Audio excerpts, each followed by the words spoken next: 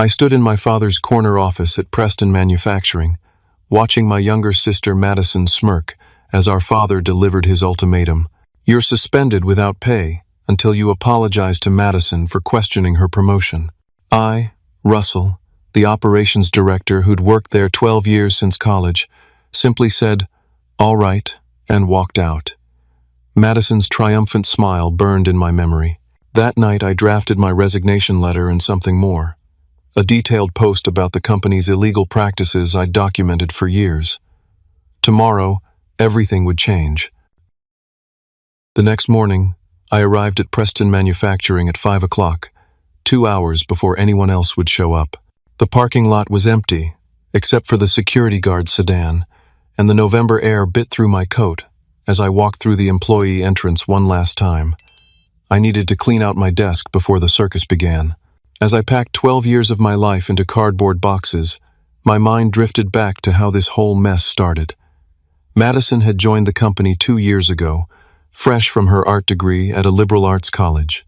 Within 3 months, our father had made her vice president of marketing. She had zero experience in manufacturing, had never worked a day in any company, and couldn't even read a basic profit and loss statement. But she was his princess from his second marriage, and that was all the qualification she needed. I remembered the day she walked in, wearing a designer suit that cost more than most employees made in a month. Our father had called an all-hands meeting to introduce her, going on and on about fresh perspectives and innovative thinking. The employees who had worked their way up for years stood there, forcing smiles while watching someone half their age get handed what they'd spent decades trying to achieve. Meanwhile, I had started at Preston as a junior analyst right out of college. I worked 16-hour days, learned every aspect of the business from the factory floor up. Over 12 years, I had built systems that saved the company millions of dollars. I restructured our supply chain, reducing costs by 30%. I had negotiated contracts with suppliers that gave us the best rates in the industry. I had grown our operation from 50 employees to 500, from 1 facility to 3. The incident that triggered my suspension had happened yesterday in the boardroom. Madison had presented her new marketing initiative, requesting $2 million to hire her college friend's consulting firm. When I looked at the proposal, it was clear this firm had no experience in industrial manufacturing marketing.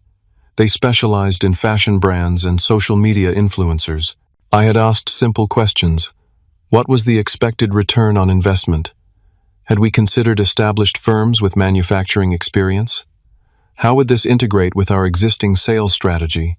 Madison's face had turned red. Then the tears started. "Russell is bullying me again," she had told our father. "He never supports my ideas. He thinks because he's been here longer, he knows everything." This is exactly the kind of toxic masculinity that holds companies back. Our father's face had darkened.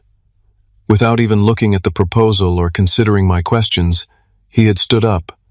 "Russell, you need to apologize to your sister right now." "For asking about return on investment?" I had asked, genuinely confused.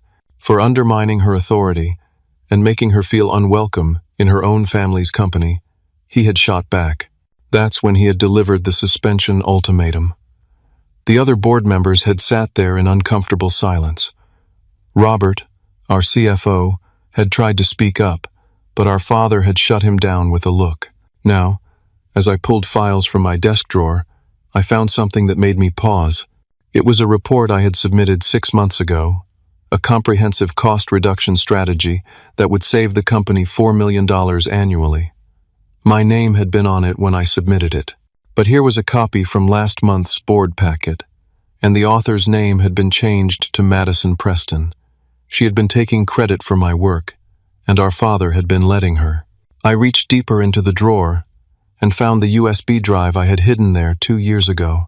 On it was documentation I had been collecting, evidence of our father's tax evasion schemes, the offshore accounts he used to hide profits, the safety violations he had ordered me to ignore, the inspectors he had bribed. I had kept it all, hoping I would never need to use it, hoping he would change. But now I understood he never would. My phone buzzed. A text from my father at 6 in the morning. "Stop being stubborn. Just apologize and we can move forward. This is beneath you, son. I looked at the text for a long moment. Then I opened LinkedIn on my phone. I had written my resignation letter the night before, but I had also written something else. A post about my journey at Preston Manufacturing, my accomplishments, the systems I had built, the value I had created. I kept it professional. No mention of the family drama or illegal activities. Just facts about what I had achieved and that I was exploring new opportunities. At 6:30, I hit post and tagged 20 industry leaders I knew personally. Within minutes, the likes and comments started rolling in. I was taping up the last box when I heard the elevator ding. Madison walked in at 6:45, earlier than she had ever arrived before. She was coming to gloat, to see me humbled. She walked toward my office with a smile on her face, probably expecting to find me there, suspended and defeated. Instead, she found Patricia, my assistant of 8 years, crying as she looked at my empty office. "Where is he?" Madison demanded. Patricia held up her phone, showing my LinkedIn post. "He's gone. He resigned." The smile slid off Madison's face like water off a windshield. Madison grabbed Patricia's phone, her manicured fingers trembling as she read my LinkedIn post. Her face went from confused to panicked in about 10 seconds. The post was professional but devastating in its simplicity. I had listed every major achievement from my 12 years, the contracts I had negotiated, the systems I had built, the revenue I had generated. The manufacturing world is small, and everyone knew Preston's success was built on operational excellence. Now they knew who had been behind it. "This has 300 likes already," Madison whispered, her voice cracking. "How is that possible?" "He posted it 20 minutes ago." Patricia took her phone back, wiping her tears. "Because everyone in the industry knows Russell. He's the reason this company runs." Within an hour, my phone was buzzing nonstop. 3 major competitors had already reached out with offers. James Hartford from Hartwell Corporation had sent a simple message: "Name your price." Sarah Mitchell from Apex Industries had written, "I have an executive position with your name on it." Even David Chen from the startup Nexus Manufacturing had contacted me, offering equity and a C-suite role. Back at Preston, Madison was spiraling. She ran to her computer, trying to delete my company access, only to discover I had already removed myself from all systems at 5 that morning. She attempted to access my project files, but every folder required passwords she didn't have. The operational databases, the supplier contracts, the production schedules, all locked. Thomas, the company lawyer, burst into her office at 8 o'clock, his face pale and sweaty despite the cool morning. "Tell me Russell didn't post anything else. Tell me he just resigned." "What are you talking about?" Madison asked, still trying to figure out how to access my files. "I'm talking about the documentation he has. The records. Does he still have them?" Madison looked blank. "What records?" Thomas slumped in the chair. "You really don't know anything about this company, do you?" The insult would normally have sent Madison into tears, but she was too confused to be offended. Before Thomas could explain, her phone rang. It was Robert, the CFO, telling her she needed to run the 9 o'clock operations meeting since Russell was gone. The meeting was a disaster. Madison stood in front of 20 department heads, trying to read from Russell's notes that Patricia had given her. But when questions came, she was lost. "What about the Johnson Industries order?" asked Mark from shipping. Russell was negotiating a special freight arrangement. "I'll have to get back to you on that," Madison said. "The supplier from Ohio needs confirmation on the modified payment terms Russell promised," added Jennifer from procurement. "I'll look into it," Madison replied, her voice getting smaller. "We have 3 union grievances that Russell was mediating," said Paul from HR. "The meetings are scheduled for this afternoon." Madison just stared at him. She didn't even know the company had union contracts. Meanwhile, I was sitting in a coffee shop downtown with my friend William, who worked as a business journalist for the Manufacturing Gazette. I slid a folder across the table to him.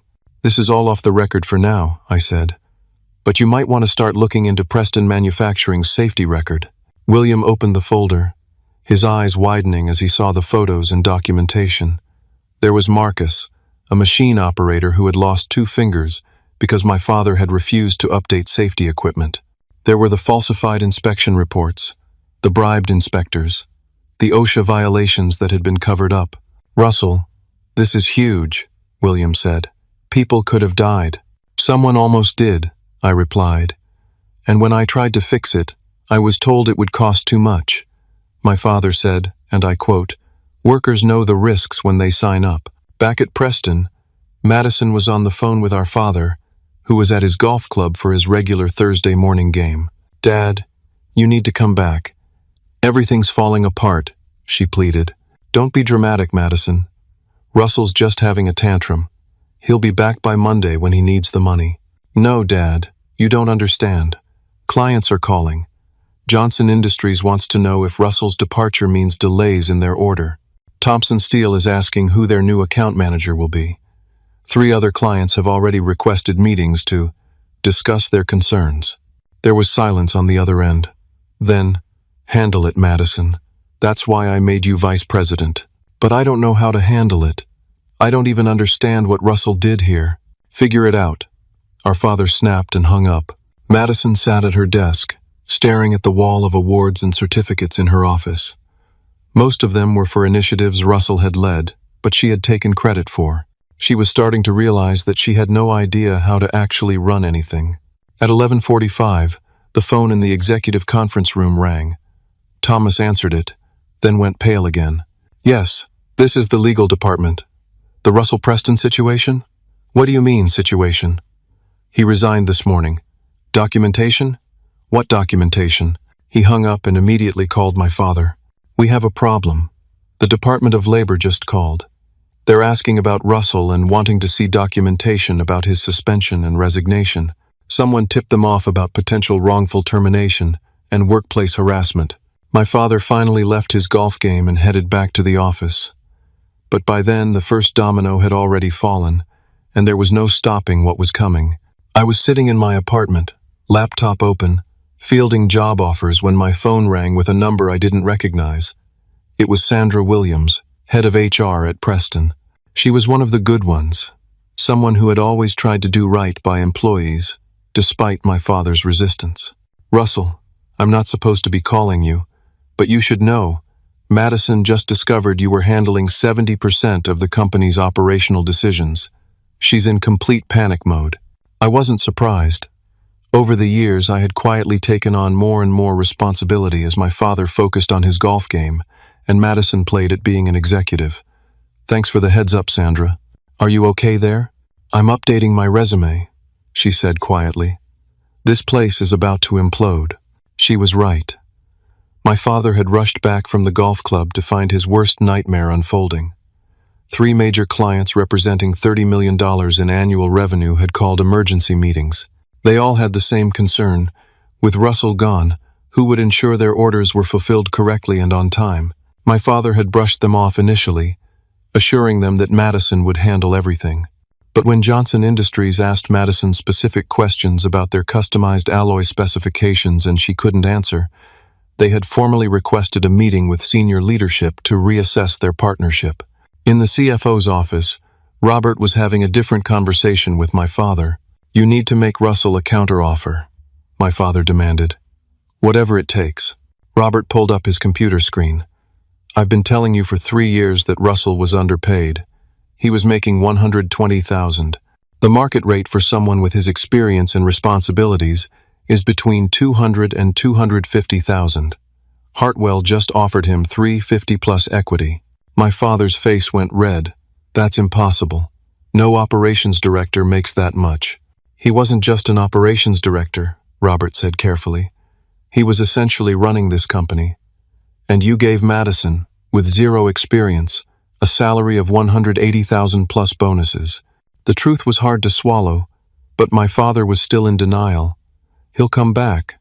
This is his family's company." "Is it?" Robert asked. "Because from where I sit, you made it pretty clear that it was Madison's company." While they were arguing, I was on the phone with OSHA's whistleblower hotline. I had decided that the safety violations couldn't be ignored anymore. Marcus and the other workers deserve justice. "I have documentation of multiple safety violations at Preston Manufacturing," I said. including evidence of bribed inspectors and falsified reports. The agent on the other end took down all the information. "We take these allegations very seriously, Mr. Preston. Can you send us the documentation?" "Already uploaded to your secure portal," I replied. Back at Preston, Madison was trying to salvage the Johnson Industries meeting. She had spent 2 hours trying to understand Russell's notes, but technical specifications for industrial alloys might as well have been written in ancient Greek to her. "So you need the carbon steel with 0.08 carbon content?" she said, reading from the notes. "No," Mr. Johnson said, clearly frustrated. "We specifically negotiated with Russell for 0.06 for better weldability. This is exactly why we're concerned. These details matter in our industry." Madison's assistant interrupted the meeting. "Miss Preston, your father is trying to reach Russell, but his phone is going straight to voicemail." My father had finally swallowed his pride enough to call me, but I had blocked his number. I wasn't interested in his demands or his half-hearted attempts to fix this. By 3 o'clock, things had gotten worse. Thomas had discovered that my LinkedIn post had been shared 5,000 times. Industry newsletters were picking it up as a story about talent retention and the importance of operational leadership. The headline on Manufacturing Weekly's website read, "Preston Manufacturing Loses Key Executive, a Cautionary Tale of Succession Planning." Then the local news called. "We're running a story about nepotism in family businesses," the reporter said. "We'd like to get Preston Manufacturing's comment on the departure of Russell Preston and the qualifications of Madison Preston for her role." Thomas had to physically restrain my father from taking the call and making things worse. At 4 o'clock, Madison was crying in her office. She had just come from a production floor meeting where she had tried to assert her authority, only to have the floor supervisors explain that they couldn't make the changes she wanted because they would violate the union contracts that Russell had negotiated. "I didn't even know we had union contracts," she admitted to Patricia. Patricia, who had stayed loyal to the company if not to Madison, looked at her with a mixture of pity and frustration. Russell negotiated those contracts 3 years ago. He spent 6 months working with the union to find a deal that worked for everyone. It's why we haven't had a strike when every other manufacturer in the state has. My father found Madison in her office, and for the first time she was honest with him. "I can't do this, Dad. I don't understand any of it. The suppliers, the contracts, the specifications, the unions. Russell did everything, and I just took credit for it." It was the first truthful thing she had said in 2 years, but it was too late. Meanwhile, I had just accepted the consulting offer from Hartwell Corporation. The salary was $350,000, plus equity, plus a signing bonus that would cover my living expenses for a year. But more importantly, they valued what I brought to the table. At exactly 4 o'clock, William's article dropped on the Manufacturing Gazette website. The headline was damning: "Unsafe at any speed. Inside Preston Manufacturing's culture of safety violations." The article detailed everything: Marcus's injury, the covered-up violations, the bribed inspectors. William had done his homework, verifying everything with multiple sources. My documentation was just the beginning. He had found 3 other employees willing to go on record about safety concerns that had been ignored. My father was in his office when Thomas burst in with his laptop. "We have a bigger problem than the Department of Labor," he said, showing him the article. My father read it, his face going from red to white. He wouldn't. Russell wouldn't do this to family. "He didn't," Thomas said. "He did it for the workers you ignored. There's a difference." The article had included a photo of Marcus's mangled hand and a quote from him.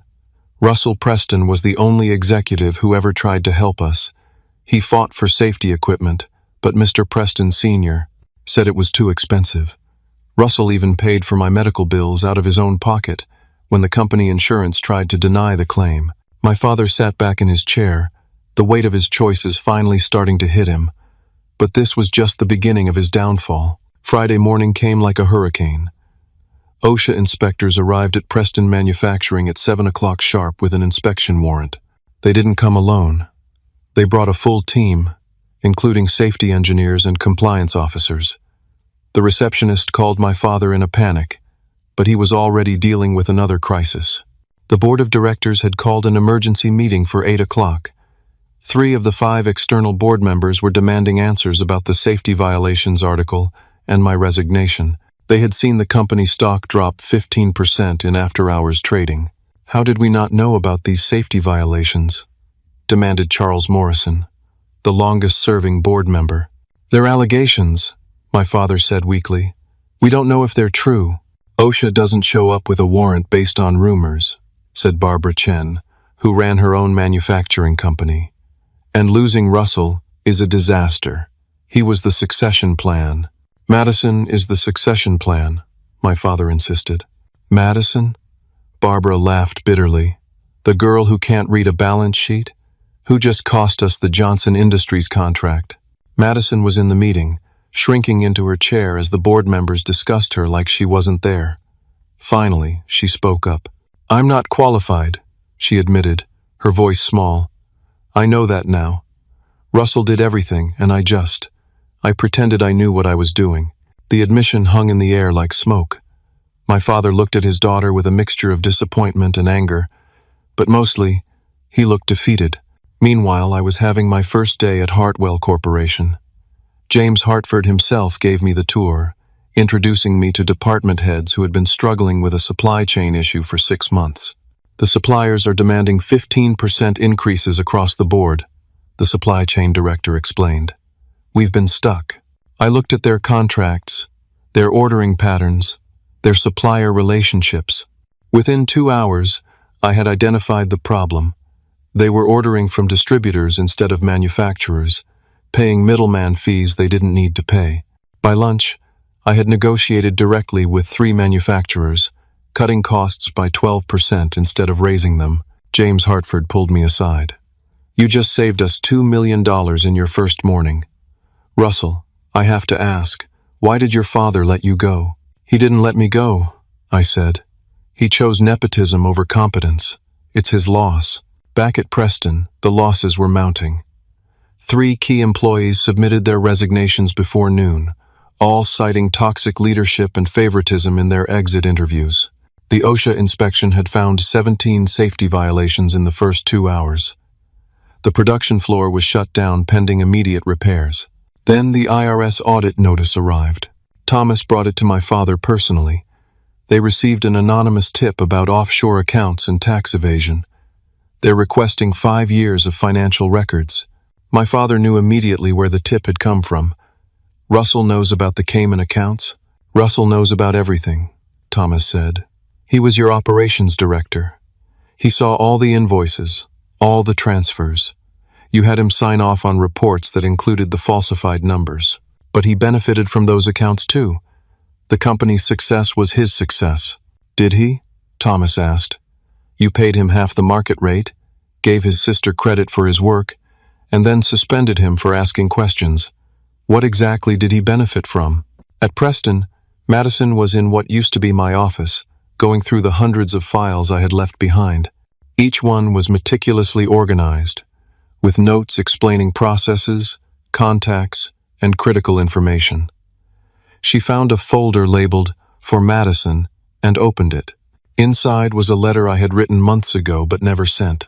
It detailed every time I had covered for her mistakes, the contract she had nearly blown with her ignorance, the supplier she had offended with her attitude, the union rep she had insulted without realizing it. Each time, I had stepped in, smoothed things over, fixed the problem, without anyone knowing. The last line of the letter read, "I didn't do this because I had to. I did it because you're my sister, and I hoped one day you'd want to actually learn the business instead of just playing executive." Madison broke down crying. For the first time, she understood the full weight of what she had lost, not just an employee, but a brother who had protected her despite her treatment of him. The afternoon brought more bad news. Johnson Industries officially terminated their contract, specifically citing lack of confidence in current leadership and operational capabilities. That was $10 million in annual revenue gone. 2 other major clients followed suit by end of business. At 4:30, something unexpected happened. The FBI arrived at Preston Manufacturing. 2 agents in dark suits asked to speak with my father privately. They had received information about potential tax fraud and money laundering through offshore accounts. The documentation I had provided to the IRS had triggered a criminal investigation. "Mr. Preston, we need you to come with us for questioning," one agent said. "You're not under arrest, but we strongly advise you to bring your attorney." My father left the building in an FBI sedan, while employees watched from the windows. Madison stood in the parking lot, watching her father disappear, finally understanding that the empire he had built was crumbling because of his own choices. That evening I got a call from Patricia. "Russell, I wanted you to know that Madison found the letter you left her. She's been crying for hours. Also, the FBI took your father for questioning. The whole company is in chaos." "I'm sorry you're caught in the middle of this, Patricia," I said sincerely. "I'm not," she replied. "This needed to happen. The rot needed to be exposed. By the way, is Hartwell hiring? Send me your resume," I said. "I'll make sure it gets to the right people." As I hung up, I felt a strange mixture of satisfaction and sadness.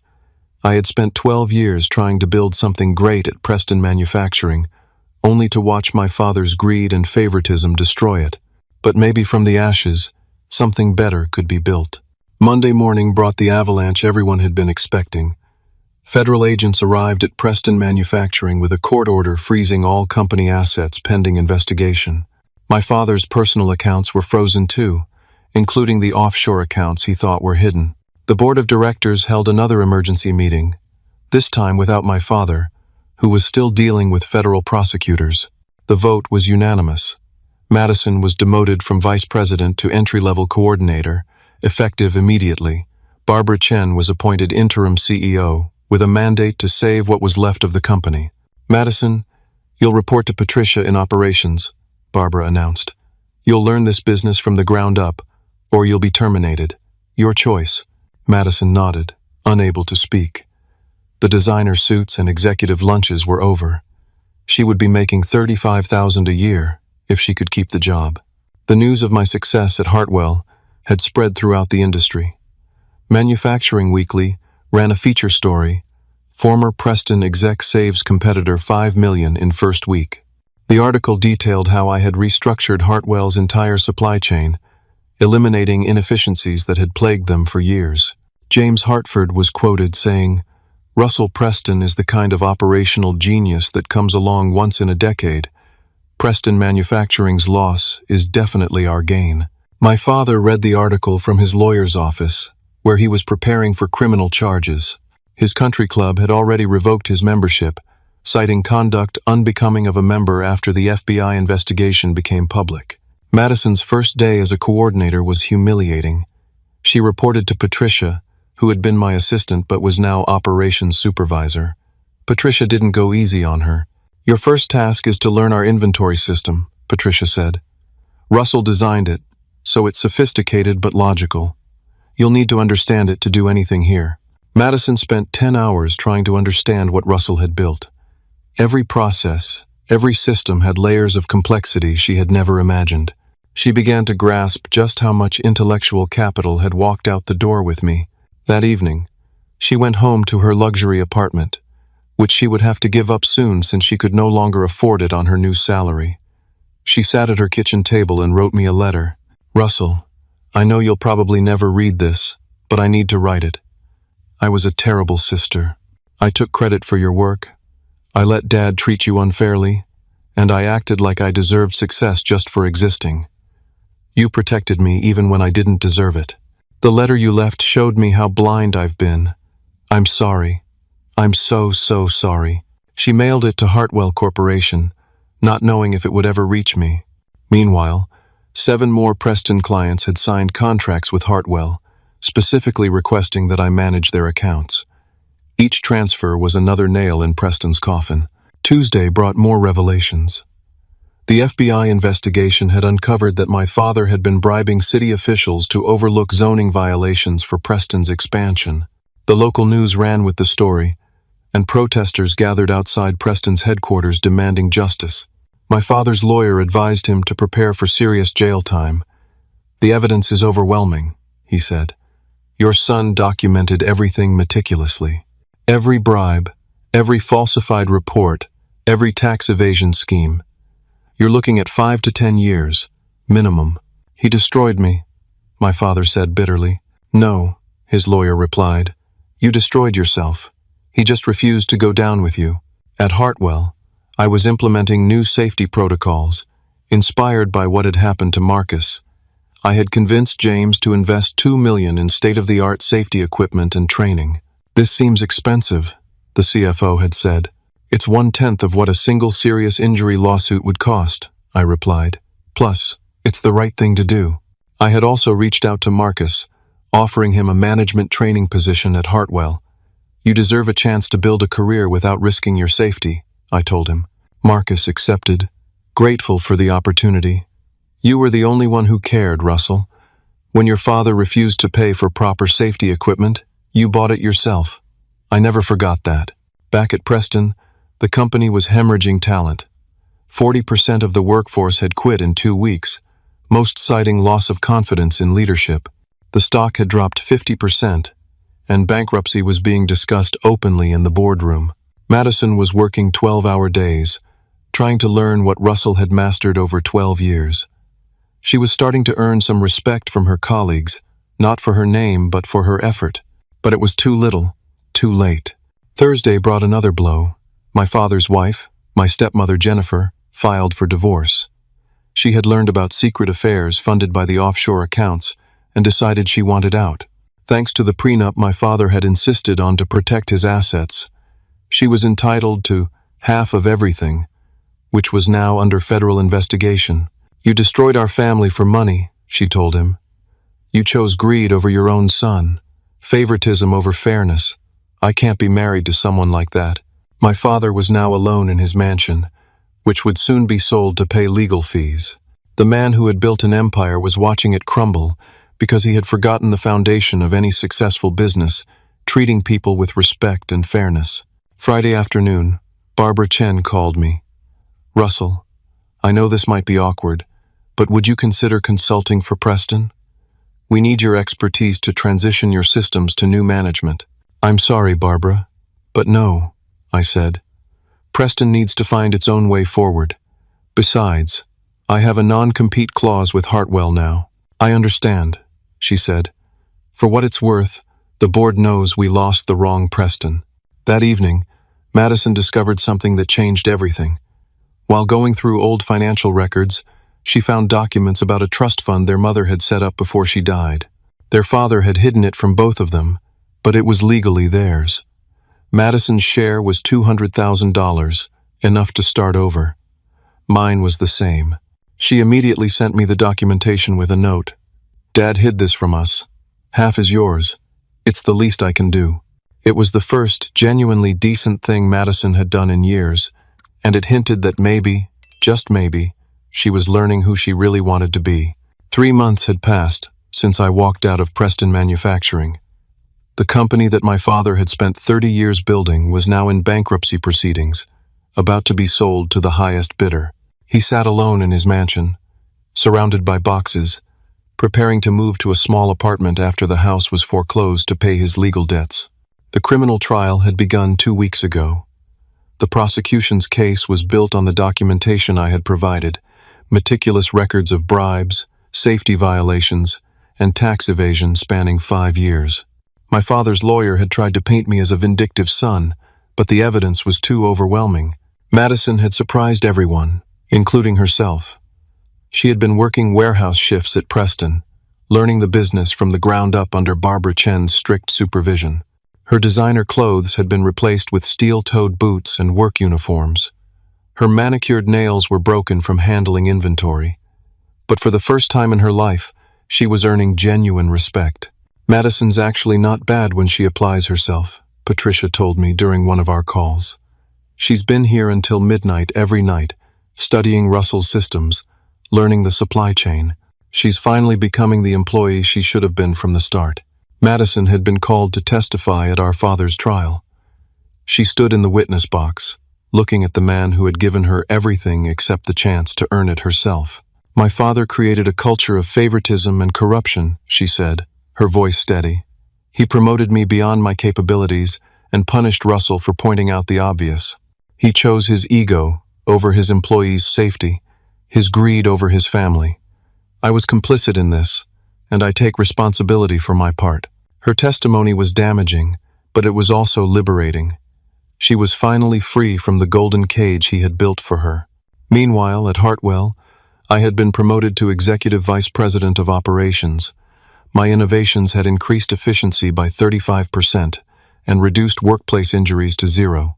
The company was thriving, and James Hartford had made it clear that I was being groomed for the CEO position when he retired. The acquisition announcement came on a Tuesday. Hartwell Corporation was buying Preston Manufacturing's assets in a bankruptcy auction for 10 cents on the dollar. James called me into his office. "Russell, I want you to lead the acquisition team. You know Preston better than anyone, and we need to retain the good employees while restructuring the operation." It was surreal, returning to Preston as part of the acquisition team. The building felt smaller somehow, diminished. Employees who had once reported to my father now looked to me for reassurance about their futures. I held an all-hands meeting in the warehouse. "Everyone who worked honestly and competently will have a job with Hartwell," I announced. "We're investing $15 million in safety upgrades and modernization. This facility will become Hartwell's primary manufacturing center, and we're committed to keeping jobs local." The relief in the room was palpable. These people had been victims of my father's greed just as much as I had been. After the meeting, Madison approached me. She looked different, humbler, wearing her work uniform with actual pride. "Russell, thank you for saving these jobs," she said. "These people deserve better than what Dad gave them." "They deserve what everyone deserves," I replied. "Fair treatment and a safe place to work." "I've been thinking," she continued. "I want to earn my place here, really earn it.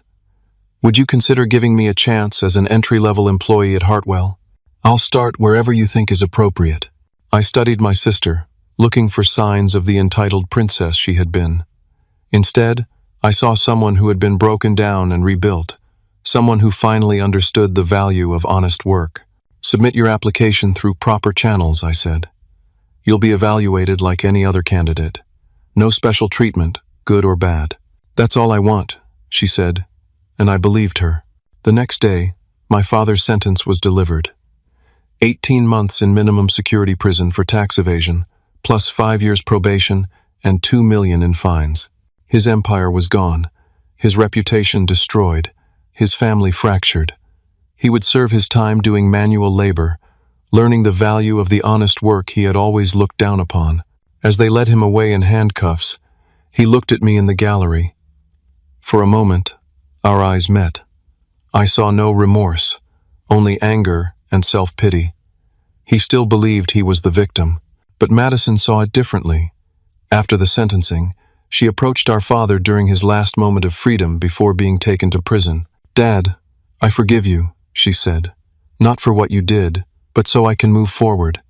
You gave me privilege without purpose, success without satisfaction. Russell tried to teach me, but you wouldn't let him.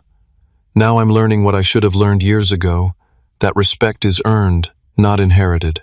Our father said nothing, but his shoulders sagged as the weight of his choices finally hit him. 6 months later, Preston Manufacturing was officially rebranded as Hartwell Manufacturing Division.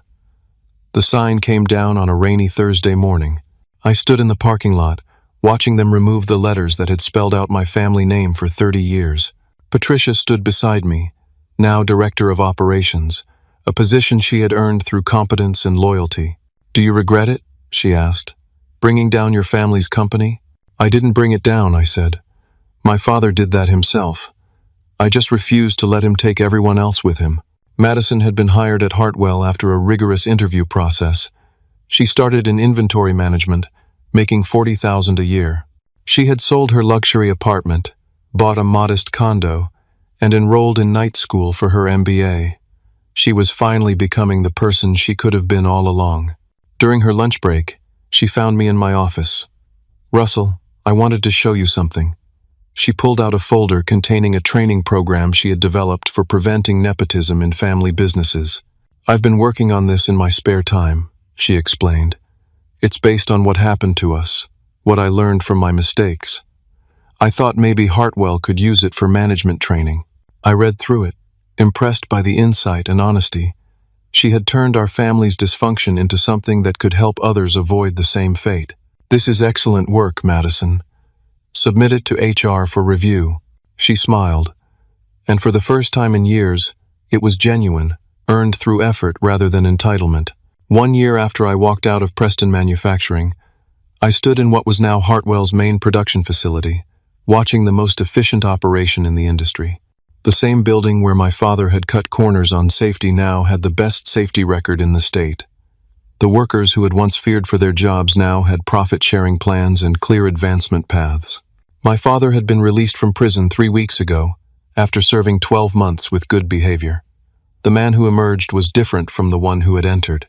18 months of kitchen duty and janitorial work had taught him humility he had never possessed. He now worked as a junior consultant at a small firm that specialized in helping failed executives rebuild their careers, making $50,000 a year, less than he used to spend on golf club memberships. He had written me a letter from prison, a real apology this time. Russell, I destroyed everything that mattered for things that didn't. I chose favoritism over fairness, greed over family, pride over people. You didn't betray me. You saved everyone from my worst impulses, including Madison. I don't expect forgiveness, but I need you to know that I finally understand what I lost when I lost you. Madison had exceeded everyone's expectations. After a year of proving herself in inventory management, she had been promoted to supply chain coordinator. She had earned it through merit, working harder than anyone else, studying Russell's systems until she understood them better than most senior managers. Her training program on nepotism prevention had been adopted company-wide at Hartwell and was being licensed to other corporations. We met for lunch on a Tuesday, the first time we had sat together as siblings rather than adversaries in over 3 years. I got my first performance bonus yesterday, she said proudly. $5,000. I earned every penny of it. You did, I agreed. Your optimization of the inventory system saved us $70,000 last quarter. It's strange, she reflected. When Dad gave me a $50,000 bonus for doing nothing, I felt empty. This $5,000 feels like a fortune because I worked for it. That's the difference between being given something and earning it, I said. One feeds your ego, the other feeds your soul. Marcus had completed his management training and was now a department supervisor, implementing safety protocols that had become the industry standard. He had started a scholarship fund for children of manufacturing workers, which Hartwell matched dollar for dollar. You saved my career, Russell, he told me at the company picnic. After the injury, I thought I was done. Now I'm helping make sure no one else goes through what I did. Patricia had been promoted to Vice President of Operations, making her one of the highest-ranking black women in the manufacturing industry. She had earned it through 15 years of competence and dedication that my father had never recognized. You know what the best part is? She said during our weekly meeting. I'm finally being valued for my brain, not treated like furniture. The transformation was remarkable. The facility that had once been known for accidents and inefficiency was now winning awards for safety and innovation.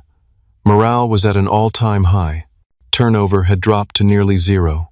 James Hartford called me into his office on a Friday afternoon. Russell, I'm retiring next year.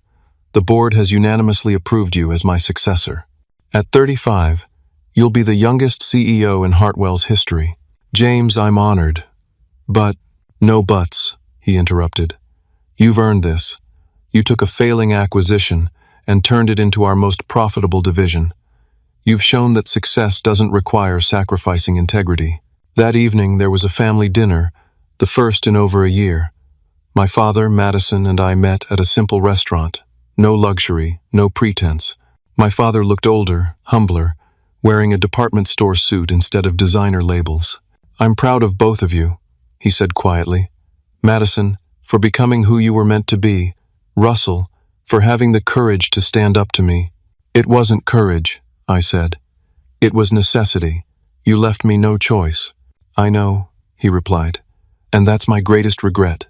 I turned my son into my adversary and my daughter into a decoration. But watching you both now, seeing what you've become despite me, maybe because of opposing me, I see that you're both stronger than I ever was. Madison reached across the table and took his hand. Dad, we're not strong despite you. We're strong because Russell showed us what strength really looks like. He could have let your corruption continue, could have taken the easy path. Instead, he chose integrity, even when it cost him everything. And gained everything that mattered, I added. 6 months later, I married Jennifer Martinez, a labor rights attorney I had met during the Hartwell acquisition. My father attended, sitting quietly in the back, while Madison was in the wedding party. Marcus gave a speech about how I had stood up for workers when no one else would. Patricia talked about loyalty and integrity. Even Barbara Chen attended, joking that she wished she had hired me instead of letting me go to Hartwell. In my speech, I said something that resonated with everyone there. Success isn't about climbing the ladder by stepping on others. It's about building a ladder strong enough for everyone to climb. When we choose favoritism over merit, when we choose greed over people, we don't just destroy companies, we destroy families, communities, and futures. But when we choose integrity, when we choose fairness, when we choose to stand up for what's right even when it costs us, we build something that can't be destroyed. Trust, respect, and genuine success. The room erupted in applause, but I noticed my father wiping away tears. He finally understood what he had lost and what could have been. A year later, Madison launched her own consulting firm, specializing in preventing nepotism and building merit-based cultures in family businesses. Her first client was a company whose founder's son had just exposed corruption, inspired by our story. "I tell them about us," she said, "about how privilege without purpose almost destroyed me, how favoritism without merit destroyed our father, and how one person's integrity saved an entire company's worth of jobs." She had found her calling, turning our family's greatest failure into her greatest purpose. My father continued his quiet work at the small consulting firm, helping failed executives understand their mistakes. He lived modestly, drove a 10-year-old sedan, and found peace in simplicity he had once scorned. "I spent 30 years building an empire on sand," he told me during one of our monthly coffee meetings. "You built something on bedrock: competence, integrity, and respect for others. Your empire will last." Looking back, the day my father suspended me for refusing to apologize to Madison was the best thing that ever happened to all of us. It forced Madison to confront her incompetence and become competent. It forced my father to face the consequences of his corruption. And it freed me to build something better than what I had left behind. True success comes not from privilege or shortcuts, but from competence, integrity, and treating others with fairness. When we enable mediocrity through favoritism, we destroy both the favored and the organization. Standing up for what's right, even against family, ultimately saves everyone, including those who wrong us, from their own destruction. But I want to hear from you. Have you ever had to choose between family loyalty and doing what's right? Have you witnessed favoritism destroy a workplace or relationship? What would you have done in my situation? Share your story in the comments below. If this story resonated with you, please hit that like button and subscribe to hear more stories about integrity, justice, and the courage to stand up for what's right. Share this video with someone who needs to hear that choosing integrity, even when it costs everything, is always worth it. Thank you for listening to my story. Remember, your worth isn't determined by your last name or who you know, but by what you contribute and how you treat others. Stay strong, stay fair, and never apologize for demanding what you deserve.